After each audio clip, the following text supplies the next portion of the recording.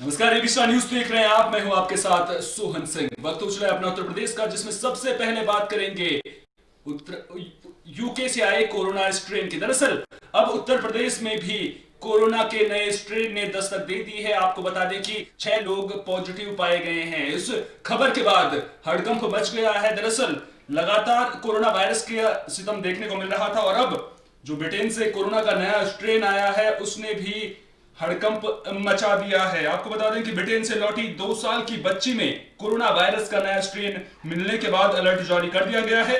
जहां भी ब्रिटेन से लौटे कोरोना पॉजिटिव मरीज मिल रहे हैं वो इलाका सील कर दिया गया है। वहीं ब्रिटेन से लौटकर आए 565 लापता लोगों की कोई सूचना नहीं है। और ये हैरान करने वाली बात है क्योंकि जो 565 लोग हैं उनके बारे में कोई जानकारी नहीं है, उन्हें ट्रेस नहीं किया गया है। आपको बता दें कि स्वास्थ्य विभाग की चिंता बढ़ गई है। विभाग की अपील के बावजूद ये लोग सामने नहीं आए हैं। प्रदेश में यूके से आए 1655 लोगों की लिस्ट भारत सरकार ने सौंपी थी। स्वास्थ्य विभाग के मुताबिक इनमें से 1090 यात्री चिन्हित हो गए हैं। बाकी लोगों के मोबाइल फोन स्विच ऑफ मिले थे, फिर स्वास्थ्य विभाग उन्हें ढूंढ नहीं पाया था। अब मेरठ में एक बच्ची में यूके स्ट्रेन मिलने के बाद स्वास्थ्य विभाग में हड़कंप मच गया है। कल दोपहर तक स्वास्थ्य विभाग के पास इस मरीज की भी कोई जानकारी नहीं थी। तो अब कोरोना वायरस की वजह से पहले ही देश में जो लोग हैं उनमें खौफ का माहौल देखने को मिल रहा था और अब आपको बता दें कि जो कोरोना का नया स्ट्रेन है उसने भी दहशत फैलानी शुरू कर दी है।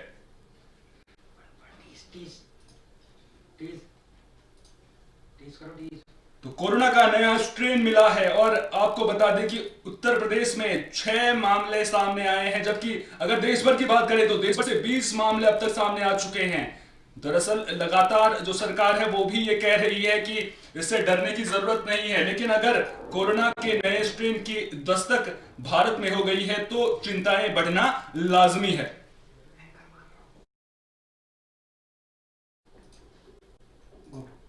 और इसी खबर पर ज्यादा बातचीत के लिए हमारे उत्तर प्रदेश के ब्यूरो चीफ अनूप शुक्ला जी हमारे साथ जुड़ चुके हैं। अनूप जी, कोरोना के नए स्ट्रेन ने दस्तक दे दी है, भारत में भी दे दी है, उत्तर प्रदेश में भी दे दी है। कितना गंभीर मानते हैं आप इसे? बहुत गंभीर मामला है सोहन जी। ये जी। पूरी प्रदेश सरकार को यूके से आए हुए 1655 लोगों की सूची भारत सरकार ने दी थी। हम्म। इनमें से लगभग 1090 यात्री तो चिन्हित हो गए थे, पता लगा लिए गए थे। हम्म। पर इसमें से 565 यात्री अभी भी सरकार की रडार से बाहर हैं। मतलब उत्तर प्रदेश की सरकार को नहीं पता है कि 565 यात्री कहाँ हैं। हालांकि किसी के मोबाइल स्विच ऑफ है, किसी का पता जो एड्रेस दिया वो नहीं मिल रहा है। मतलब काफी उहापोह की स्थिति बनी हुई है यहाँ पे। लेकिन यहाँ पर हैरान करने वाली बात यह है ना, क्योंकि एक रिपोर्ट में पढ़ा था, अब रिपोर्ट के मुताबिक अगर मैं जाऊं तो जो कोरोना का नया स्ट्रेन है वो जो कोरोना है उससे 70% ज्यादा तेजी से फैलता है। और अगर इन 565 जो लोग हैं उनमें से अगर किसी एक या दो में भी कोरोना के नए स्ट्रेन के लक्षण पाए गए हैं, अगर खुदा न खास्ता वो लोग पॉजिटिव हैं, तो कहीं ना कहीं जो कोरोना का नया स्ट्रेन है उसके व्यापक स्तर पर फैलने की संभावना बढ़ जाएगी यहाँ पर। बिल्कुल बिल्कुल बिल्कुल सही कह रहे हैं सोहन जी आप कि ये 70% ये जो कोरोना का जिसे हम यूके स्ट्रेन कह रहे हैं इस वक्त ब्रिटेन से आए हुए, तो बेशक ये 70% ज्यादा खतरनाक है। और सबसे बड़ी बात ये है ये बच्चों में ज्यादा फैल रहा है। तो अभी मेरठ में कल ही दोपहर को सूचना मिली है कि 2 साल की बच्ची, वो भी कोरोना जो यूके स्ट्रेन नया आया उससे पॉजिटिव हो गई है। सबसे बड़ी चिंता की बात ये है और साथ में ये भी कि अभी जैसे आप देख रहे हैं कि सरकार स्कूल भी खोलने के लिए तैयारी कर रही थी अभी, लेकिन अब जब ये बात सामने आ गई कि ये नया स्ट्रेन बच्चों के लिए ज्यादा खतरनाक है तो बहुत ज्यादा चिंता का विषय है। और स्वास्थ्य विभाग में भी चिंता की लकीरें यहाँ फैली हुई हैं कि क्या किया जाए इसमें, क्योंकि इस वक्त आदमी बिल्कुल कोरोना को भूल चुका है। चलिए माना कि जो लोग हैं वो कोरोना को भूल चुके हैं, क्योंकि अब जिस तरह से गतिविधियां बढ़ रही हैं उसके बाद ये तो साफ है कि लोगों के मन में जो कोरोना का खौफ पहले था, जो मई जून के समय में था, वो अब कम हो चुका है। लेकिन अब अगर कोरोना का नया स्ट्रेन आता है, इसके संक्रमण का खतरा बढ़ता है, तो कहीं ना कहीं क्या अब एक बार फिर से लॉकडाउन जैसी स्थिति देश में या फिर जहां कहीं भी ये मामले सामने आए वहां पर सामने आ सकती है, क्योंकि ये तो और भी तेजी से फैलता है। सोहन जी, सरकार लॉकडाउन में तो जाने की स्थिति में अभी नहीं है फिलहाल। और वो जाना भी नहीं चाहेगी क्योंकि बहुत मुश्किल के बाद में ये शुरू हुआ है, चहल पहल हम्म। थोड़ी बहुत शुरू हुई है, त्योहार के सीजन शुरू हुए थे, तो सरकार जल्दी लॉकडाउन में तो नहीं जाएगी। और एक अच्छी खबर भी मैं आप इस पे देना चाहूंगा हम्म। कि ये जो कोरोना की वैक्सीन बन रही है, हम्म। ये जो नया यूके स्ट्रेन है, इस पर भी हम्म। बिल्कुल कारगर साबित होगी। ये कल ही रिपोर्ट आई है, हम्म। तो ये अच्छी चलिए खबर ठीक भी है। साथ में है। बिल्कुल अच्छी खबर तो जरूर ये है, लेकिन एक बात हमें ये भी देखनी होगी कि कोरोना वैक्सीन अभी बनी नहीं है। और अभी जो यूके से ये स्ट्रेन आया है नया कोरोना का, अगर वो अभी फैलता है तो हालात गंभीर हो सकते हैं। तो कहीं ना कहीं जो लोग हैं उन्हें भी यहाँ पर सावधानी बरतने की जरूरत है। बेशक बेशक, अभी तो खबरें सिर्फ आप सोशल मीडिया पे देख रहे हैं, न्यूज पे सुनाई दे रही लोगों को, तो बिल्कुल लोगों में चिंता की लकीरें हैं। मेरी कल भी कुछ लोगों से बात हो रही थी, वो यही कह रहे थे कि ये जो नया स्ट्रेन आ गया, अब इससे सरकार किस तरह से लड़ेगी, क्योंकि सरकार लॉकडाउन में तो नहीं जा सकती है। और पहले जो कोरोना का जो पहला, जिसे हम कोरोना वन कह रहे थे, वो भी धीरे धीरे फैला था। और 20, आप बता रहे हैं जैसे कि 20 तो आ ही गए हैं पूरे बिल्कुल इंडिया बिल्कुल। में। तो ये इस वक्त की स्थिति खतरनाक है। और बेशक चिंता की बात है कि स्वास्थ्य विभाग अब एक तरफ तो कहाँ पहले हफ्ते में कोरोना वैक्सीन की तैयारी सरकार कर रही है, अब साथ में अब ये नई आफत और आ गई। अभी पहला अभी हम निपट नहीं पाए, दूसरा फिर तैयार हो गया है। बिल्कुल। तो स्वास्थ्य विभाग बेशक बहुत ज्यादा कमर कस चुका है, लेकिन चिंता बहुत है। इसके अलावा अगर मैं बात करूं, क्योंकि सरकार तो लगातार लोगों को सजग रहने के लिए कह रही है, सरकार की तरफ से भी कदम उठाए लगातार जा रहे हैं, गाइडलाइंस बनाई गई हैं, लेकिन कहीं ना कहीं जो ग्रामीण क्षेत्र हैं या फिर जिला स्तर पर मैं कहूं तो जिला स्तर पर कहीं ना कहीं इन जो वायरस जिस तरह से संक्रमण हो रहा है उसकी समीक्षा होनी चाहिए, और जो जमीनी स्तर है वहां से काम स्टार्ट होना चाहिए, और लोगों की जागरूकता तो बेहद जरूरी हो जाती है। तो कहीं ना कहीं जो जिला प्रशासन होते हैं उनकी भूमिका यहाँ पर बढ़ जाती है। अगर जो मामले हैं उस तरह से सामने आते हैं या फिर अगर आने वाले दिनों में कोरोना के नए स्ट्रेन के मामले बढ़ते हैं, तो कहीं ना कहीं जो जिला प्रशासन है उसकी भूमिका कहीं ना कहीं बेहद अहम हो जाएगी। बेशक बेशक, जिला प्रशासन, वैसे मैं बताऊं कि यूपी सरकार में जिला प्रशासन तो पूरी गैस कमर कस चुका है, बल्कि यहाँ तैयारी हो रही थी वैक्सीन की। तो सारे कोल्ड स्टोरेज बन गए, सारी तैयारी की गई यहाँ पे। लेकिन अब जो नया आ गया है, तो इसकी वजह से जिला प्रशासन भी ये सोच रहा है कि कैसे अब क्या करना है। अभी मेरे ख्याल से 1-2 दिन में इसकी बात भी आ जाएगी। हो सकता है आज अभी कोरोना की जो डेली यहाँ पे ब्रीफिंग होती है, उसमें हो सकता है अपर मुख्य सचिव जो हमारे हैं स्वास्थ्य के, अमित मोहन मालवीय जी, हो सकता है इस पे आज बयान भी दे दें, उनसे बात की जाएगी। तो आज जिला जिला प्रशासन गांव स्तर तक बेशक बिल्कुल तैयारी कर चुका है, लेकिन अभी कोरोना यूके जो स्ट्रेन, इसके लिए भी तैयार मेरे ख्याल अभी तो नहीं है क्या इतना। कुछ प्रशासन की तरफ से क्या कुछ कहा गया है इसको लेकर के? क्या यूपी सरकार ने कुछ बयान जारी किया है? क्योंकि जब से ये मामले सामने आए उसके बाद अलर्ट तो जारी कर ही दिया गया है। अभी अंदर खाने, अभी बयान तो उस तरह से ऑफिशियली औपचारिक रूप से कोई बयान सरकार की तरफ से नहीं आया है, लेकिन अंदर खाने में हम लोगों से बात होती है, अंदर खाने ये बिल्कुल बात है कि अब इसके लिए एक नए तरीके से फिर से लोगों में जागरूकता फैलानी होगी कि कि कोरोना से लड़ने के लिए फिर से सैनिटाइजर और मास्क वगैरह और बिल्कुल। सोशल डिस्टेंसिंग का पूरी तरह से इस्तेमाल करें। इसका ध्यान रखें, जो कि लोग अब बिल्कुल भूल चुके हैं। नहीं नहीं, लोग भूल चुके, लेकिन मास्क पहने हुए लोग जरूर नजर आ रहे हैं, और उम्मीद करेंगे कि लोग जो है अपनी जागरूकता बनाए रखेंगे, क्योंकि कोरोना का नया स्ट्रेन बेहद ही खतरनाक है। बहुत बहुत शुक्रिया अनुप जी तमाम जानकारी को हमसे साझा करने के लिए। तो उत्तर प्रदेश में कोरोना के नए स्ट्रेन ने दस्तक दे दी है, और इसने सरकार के साथ साथ आम लोगों की चिंता भी बढ़ा दी है। और आपको बता दें कि जो कोरोना का नया स्ट्रेन है वो एक रिपोर्ट के मुताबिक जो कोरोना है उससे 70% ज्यादा तेजी से फैलता है। आंकड़ों के पर अगर जाएं तो भारत में अब तक 20 मामले सामने आ चुके हैं, वहीं उत्तर प्रदेश में 6 मामले सामने आ चुके हैं। खैर, खबरों में बढ़ेंगे आगे। अब बात करेंगे कुशीनगर की, जहां पर लगातार शराब माफिया के खिलाफ एक्शन चलाने पुलिस नजर आ रही है। आपको बता दें कि पुलिस लगातार यहां पर अभियान चला रही है। अवैध शराब बिक्री के खिलाफ लगातार पुलिस सजग नजर आ रही है। कोतवाली पडरौना पुलिस की टीम ने एक लग्जरी वाहन में 868 बोतल अंग्रेजी शराब की बरामद की है, जिनकी कीमत 4 लाख के करीब बताई जा रही है। आपको बता दें कि मामले में 3 आरोपियों राहुल, सुखबीर और दिनेश की गिरफ्तारी हो चुकी है। इसके अलावा प्रभारी निरीक्षक अनुज कुमार सिंह उस वक्त शराब तस्करों को दबोचने में उन्हें कामयाबी मिली जब बिहार सीमा में प्रवेश करने वाले थे।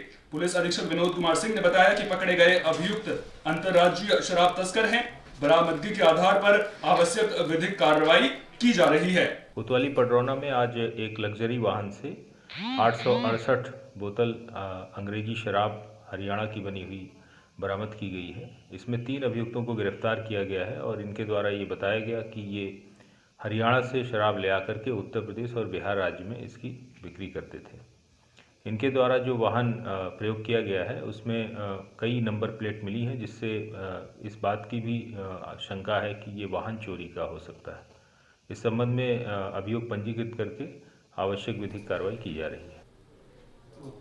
सर्दी का सितम लगातार बढ़ता जा रहा है और आपको बता दें कि सर्दी के सितम से लोगों को निजात दिलाने में प्रशासन के साथ साथ सरकार की भी भूमिका अहम हो जाती है। ऐसे में जिन लोगों के पास छत नहीं है उन लोगों के लिए रैन बसेरे ही एकमात्र सहारा होते हैं और उत्तर प्रदेश के स्वास्थ्य मंत्री ने रैन बसेरों की सौगात ऐसे लोगों को दी है। आपको बता दें कि स्वास्थ्य मंत्री ने रैन बसेरे का शुभारंभ किया है। 24 बेड के रैन बसेरे का यहां पर स्वास्थ्य मंत्री जय प्रताप सिंह ने शुभारंभ किया है। आपको बता दें कि ये रैन बसेरा सिविल अस्पताल में बनाया गया है। रैन बसेरे के साथ साथ लॉकर की सुविधा भी यहां पर लोगों को मुफ्त मिलेगी। तो जिन लोगों के पास छत नहीं है, लखनऊ से उन लोगों के लिए ये अच्छी खबर सामने आ रही है क्योंकि ये सरकार पूरी तरह से सजग नजर आ रही है। दरअसल लगातार ठंड का सितम बढ़ता ही जा रहा है और नए साल के मौके पर तो तापमान में और भी गिरावट का अनुमान मौसम विभाग ने जताया है। ऐसे में इन लोगों को रैन बसेरों की सौगात यहां पर दी गई है। आपको बता दें कि 24 बेड वाले रैन बसेरे का शुभारंभ स्वास्थ्य मंत्री जय प्रताप सिंह ने किया है।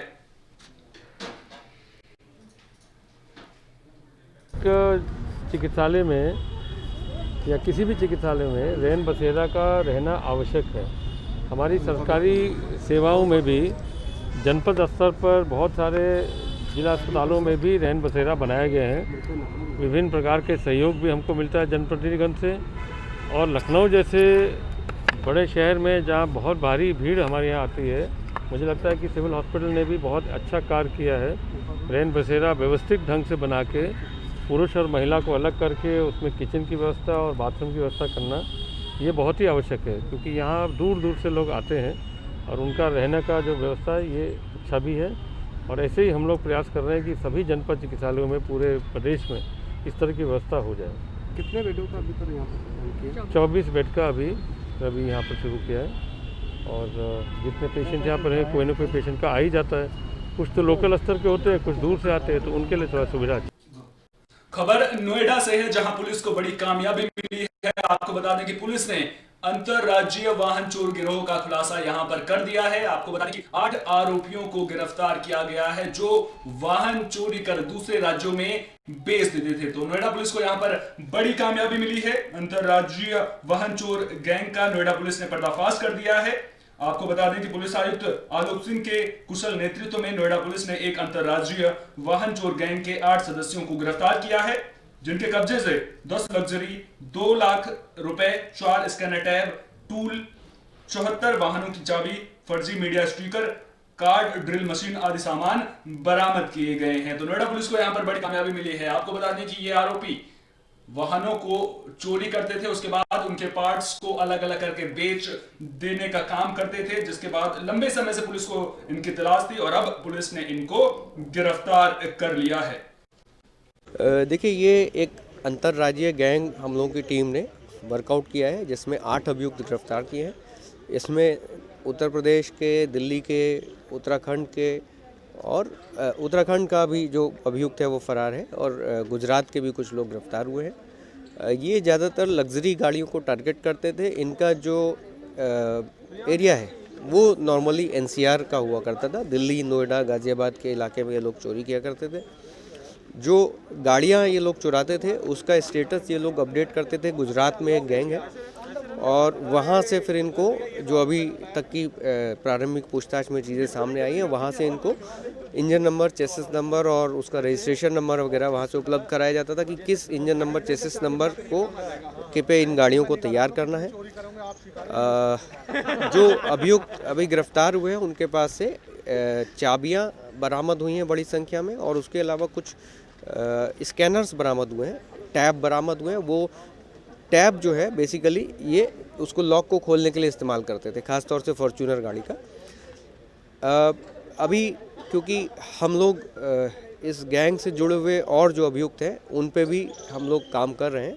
मुझे पूरा विश्वास है कि जल्दी जो इनका ये पूरा नेटवर्क है, इससे जुड़े हुए जो और सदस्य हैं उनको भी हम लोग गिरफ्तार करने में जल्दी सफलता प्राप्त हमारी टीम करेगी और जल्दी ही हम लोग NCR में जो वाहन चोरी की एक बड़ी समस्या है उससे हम लोग को प्रयास रहेगा हम लोगों का कि पब्लिक को निजात दिला सके। नशे के सौदागरों के खिलाफ यूपी पुलिस एक्शन मोड में नजर आ रही है। आपको बता दें लगातार जो नशे के सौदागर हैं उनकी गिरफ्तारी का सिलसिला जारी है। इसी कड़ी में कानपुर में भी पुलिस को बड़ी कामयाबी मिली है। पुलिस ने एक तस्कर को यहां पर गिरफ्तार किया है।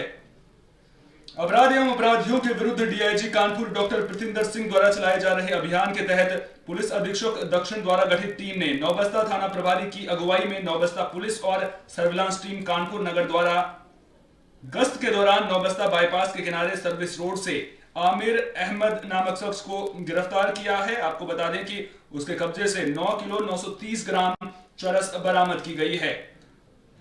जब बरामद चरस को लेकर अभियुक्त से पूछताछ की गई तो उसने बताया कि वो नेपाल भारत बॉर्डर से चरस खरीद कर लाता है और कानपुर शहर और आसपास के शहरों में घूम घूम कर ग्राहकों को बेचता है। इस संबंध में पुलिस ने मामला दर्ज कर लिया है और आपको बता दें कि कानूनी कार्रवाई में पुलिस जुट चुकी है। तो नशे के सौदागरों के खिलाफ जो पुलिस है वो लगातार एक्शन मोड में नजर आ रही है और इसी कड़ी में करीब 10 किलो चरस के साथ एक आरोपी को भी गिरफ्तार किया गया है। थाना नौबस्ता और जो सर्विलांस टीम है जनपद की, उसके द्वारा एक बहुत ही सराहनीय कार्य किया गया है, जिसमें एक जो चरस का तस्कर है उसको गिरफ्तार किया गया और इसके पास से 9 किलो 930 ग्राम चरस जो है वो बरामद हुई है। और इस अभियुक्त का नाम है आमिर अहमद पुत्र इरशाद अहमद। ये बेकनगंज थाना क्षेत्र का रहने वाला है। इससे हम डिटेल में पूछताछ कर रहे हैं। इसका जो प्रिलिमिनरी जो पूछताछ हुई है उसमें इसने ये बताया है कि ये नेपाल बॉर्डर से ये यहाँ से खरीद के लेके आता था और फिर उसको यहाँ पे कानपुर नगर में डिस्ट्रीब्यूट करता था। हम डिटेल्ड इंटरोगेशन में ये चीज़ें पता कर रहे हैं कि इसका जो सोर्स है जहाँ से ये खरीदता था वो कहाँ से लेके आता था और जो मोबाइल नंबर्स हैं उनसे भी CDR एनालिसिस से भी पता करेंगे और जो कानपुर नगर में जो सप्लाई करता था उनको भी हम ट्रैक करेंगे और उनके खिलाफ कार्रवाई करेंगे। खबर बहराइच से सामने आ रही है जहां पर बीच सड़क पर एक गन्ना लदा ट्रैक्टर ट्रॉली पलट गई। आपको बता दें कि इस हादसे में चालक की मौत हो गई है। आपको बता दें कि फिलहाल पुलिस ने शव को कब्जे में लेकर पोस्टमार्टम के लिए भेज दिया है। तो बहराइच से सड़क हादसे की खबर सामने आ रही है। थाना खैरीघाट क्षेत्र अंतर्गत बसंतपुर में गन्ना लदी ट्रैक्टर ट्रॉली पलटने से ट्रैक्टर चालक की मौके पर ही मौत हो गई। आपको बता दें कि ट्रैक्टर चालक गन्ना लादकर चीनी मिल लेकर जा रहा था, तभी अचानक ट्रैक्टर का गियर फेल हो जाने के कारण ट्रैक्टर पलट गया, जिससे ट्रैक्टर के नीचे दबकर ट्रैक्टर चालक की भी मौत हो गई। फिलहाल पुलिस ने शव को कब्जे में लेकर पोस्टमार्टम के लिए भेज दिया है। मृतक के चाचा ओमकार यादव ने बताया कि उनका भतीजा गन्ना लेकर जा रहा था, तभी रास्ते में ट्रैक्टर दुर्घटना का शिकार हो गया। उन्होंने बताया कि यह हादसा इमामगंज के बसंतपुर में हुआ है। मृतक युवक प्रधान पुरवा चौराहा थाना खैरीघाट क्षेत्र का रहने वाला है। फिलहाल पुलिस ने शव को कब्जे में लेकर पोस्टमार्टम के लिए भेज दिया है। यादव, क्या नाम है? ओमकार यादव। कहाँ के रहने वाले हैं? प्रधान पुरवा चौक शहर खैरीघाट। मौत इनकी ऐसे हुई कि चीनी मिल को गन्ना ले जा रहे थे, किसान भी थे, तो वहाँ से ट्रैक्टर के गियर फेल होने के कारण इसकी मौत हो गई। ट्राली ट्रैक्टर लोड रहा है ऊंचियाते में, गियर फेल हो गए, गाड़ी बैक हो गई पीछे का बंधा लोग। कहाँ पर हुआ है? बसंतापुर, इमामगंज बसंतापुर रंप। कौन है आपके? हमारा लड़का थाना बेहड़ा खैरीघाट। मुख्यमंत्री योगी आदित्यनाथ 31 दिसंबर को भदोही का दौरा कर सकते हैं। आपको बता दें कि मुख्यमंत्री के संभावित दौरे को लेकर प्रशासनिक अमला पूरी तरह से सक्रिय हो गया है और मुख्यमंत्री के आगमन को लेकर तैयारियों में जुट गया है। तो मुख्यमंत्री योगी आदित्यनाथ 31 दिसंबर को भदोही आकर कारपेट एक्सपो मार्ट का लोकार्पण कर सकते हैं। मुख्यमंत्री के संभावित दौरे की सूचना मिलते ही प्रशासनिक अमला अचानक सक्रिय हो गया है। कमिश्नर, डीएम और एसपी ने एक्सपो मार्ट के साथ हेलपैड स्थल का निरीक्षण कर सुरक्षा स्थितियों का जायजा लिया। संभावित दौरे के तहत बताया गया कि मुख्यमंत्री कारपेट सिटी में करीब 200 करोड़ की लागत से बने कारपेट एक्सपो मार्ट का उद्घाटन करने के बाद पार्टी कार्यकर्ताओं के साथ समीक्षा बैठक भी करेंगे। इसके अलावा वो जिले की विकास योजनाओं पर भी बैठक कर सकते हैं। अचानक मुख्यमंत्री के कार्यक्रम से आला अफसरों के हाथ पांव फूल गए हैं, क्योंकि मुख्यमंत्री के कार्यक्रम में 48 घंटे से भी कम का समय बचा हुआ है। आपको बता दें कि अब मुख्यमंत्री योगी आदित्यनाथ भदोही का दौरा 31 दिसंबर को कर सकते हैं, जिसको लेकर प्रशासनिक अमला पूरी तरह से तैयारियों में जुट गया है। आज अभी सुबह ही कार्यक्रम निश्चित हुआ है उत्तर प्रदेश के माननीय मुख्यमंत्री योगी आदित्यनाथ महाराज जी कारपेट एक्सपो मार्ट का उद्घाटन करने के लिए 31 दिसंबर को ये समय लगभग 11 बजे यहाँ पे आएंगे। कारपेट सिटी मार्ट का इसका उद्घाटन करेंगे। इसके बाद पार्टी कार्यकर्ताओं को संबोधित करेंगे। जनता के साथ भी बैठक है? नहीं, जनता के साथ तो बैठक नहीं है, लेकिन जनता जनार्दन है। हाँ, जनता का भी कार्यक्रम माननीय मुख्यमंत्री जी के आ जा रहे हैं, तो उससे साफ हो जाएगा कि जनता के साथ भी बैठक है कि नहीं है। अभी ये सूचना है कि माननीय मुख्यमंत्री जी लोकार्पण का कार्यक्रम करेंगे और पार्टी के पदाधिकारियों और जो जनप्रतिनिधि हैं उनसे उनकी बैठक लेंगे। उत्तर प्रदेश के डिप्टी सीएम केशव प्रसाद मौर्य प्रयागराज पहुंचे, जहां उन्होंने माघ मेला क्षेत्र में चल रहे कामकाजों का जायजा लिया। साथ ही जो काम वहां पर किए जा रहे हैं उनका निरीक्षण करते हुए भी केशव प्रसाद मौर्य नजर आए। इसके साथ ही उन्होंने अधिकारियों को भी दिशा निर्देश दिए हैं। तो आपको बता दें कि उत्तर प्रदेश के डिप्टी सीएम केशव प्रसाद मौर्य ने कुंभ नगरी संगम में होने वाले माघ मेला क्षेत्र के कार्यों का स्थलीय निरीक्षण किया। निरीक्षण के दौरान उन्होंने अधिकारियों और कर्मियों को निर्माणाधीन परियोजनाओं को निर्धारित समय में पूरा करने का आदेश दिया। केशव प्रसाद ने मेला क्षेत्र दलदलीय जमीन को जल्द से जल्द ठीक कराकर इस्तेमाल करने योग्य बनाने की भी सख्त हिदायत दी है।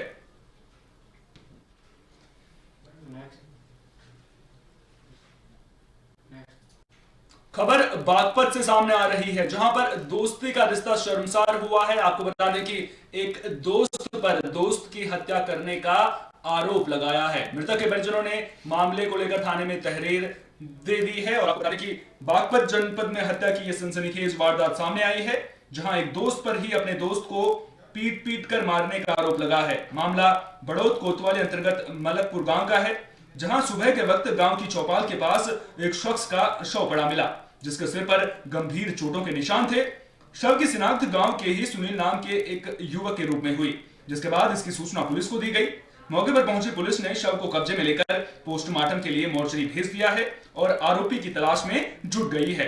दरअसल परिजनों के मुताबिक सुनील को बीती शाम उसी के ही दोस्त धर्मेंद्र ने अपने साथ लेकर गया था, जिसे ग्रामीणों ने भी देखा था। लेकिन शाम तक सुनील वापस नहीं आया और सुबह उसका शव पड़े होने की जानकारी मिली।